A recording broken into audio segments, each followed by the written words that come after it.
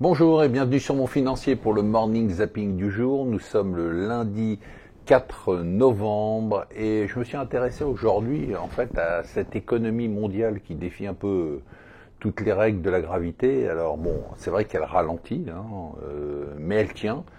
Et elle tient grâce à une économie et une seule, c'est l'économie américaine qui, elle, défie toutes les lois de l'économie. On est à plus de 10 ans, le cycle économique. Eh bien, si l'économie américaine tient aussi bien, c'est grâce aux héros de la croissance américaine, les consommateurs américains. Ils représentent, alors il faut savoir, la consommation représente à peu près entre 67 et 69% du PIB américain, ce qui est énorme. Mais ce qui est encore plus énorme, c'est que sur les 5 dernières années, la consommation des ménages représente 85% de la hausse du PIB. C'est-à-dire qu'aujourd'hui, bon, pour caricaturer, il n'y a plus que ça qui tire la croissance américaine. C'est assez fascinant. On a des consommateurs qui continuent à consommer, de quoi s'arracher les cheveux pour les écologistes qui défendent la décroissance et la déconsommation. Alors, on a eu les derniers chiffres pour octobre, c'était une hausse de 2,9% et ils consomment tout. Automobile, textile, donc vêtements, repas à l'extérieur, restauration, enfin tout ce qu'on peut imaginer.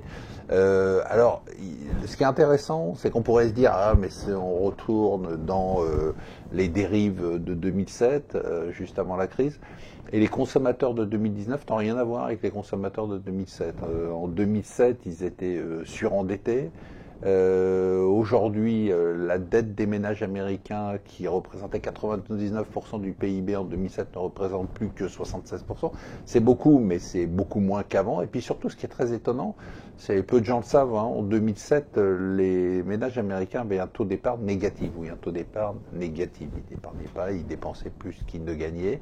Aujourd'hui, ils ont un taux qui, au standard américain, est extrêmement élevé. Il est supérieur à 8%. Alors, qu'est-ce qui alimente cette machine, puisqu'il n'y a pas d'endettement, plus d'endettement, il y a de l'épargne, c'est tout simplement l'emploi. L'emploi, on a eu les chiffres vendredi, vous l'avez vu, supérieurs aux attentes. On attendait 80 000 et quelques, on a eu 128 000 créations d'emplois, ce qui est énorme. On continue à avoir une progression importante, même si le taux de chômage est un peu remonté à 3,6%, il est au plus bas depuis 50 ans, et les salaires augmentent. Alors, ils n'augmentent pas comme ils devraient dans un pays en plein emploi, mais ils augmentent quand même de 3%, donc tout ça rentre dans les caisses de ce héros américain qui est le consommateur qui tire toute la croissance mondiale. L'Arlésienne, finalement, on se demandait qui c'était. Voilà, l'Arlésienne est saoudienne, c'est l'IPO d'Aramco, toujours annoncé, toujours reculé. Alors ce week-end, ils ont dit que ça y est, c'était parti, qu'on aurait le document d'introduction en bourse pour le 9 novembre, qui voulait lever 60 milliards de dollars en cédant 3% de la société, ce qui valoriserait la société à 2000 milliards de dollars. C'est peu probable qu'ils atteignent cette valorisation. C'est la plus grosse introduction en bourse depuis Alibaba en 2014. Enfin, introduction en bourse, si elle a lieu. Bon, les chiffres, la bourse continue à progresser, vous l'avez vu. C'est la Chine qui est en tête du palmarès de toutes les bourses. On est à plus de 30% à Shanghai, on est à 22% sur le CAC, 22% sur le S&P, 11% au Japon, 8% en Grande-Bretagne. Les chiffres du jour, quand même assez fascinants. WeWork, c'est 170 000 mètres carrés de bureaux signés, donc en prise de bail depuis 2007.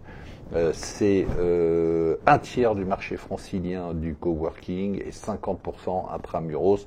L'autre chiffre du jour, si vous avez des idées d'investissement, appelez Warren Buffett, il a 128 milliards de cash, donc en attente d'opportunités d'investissement.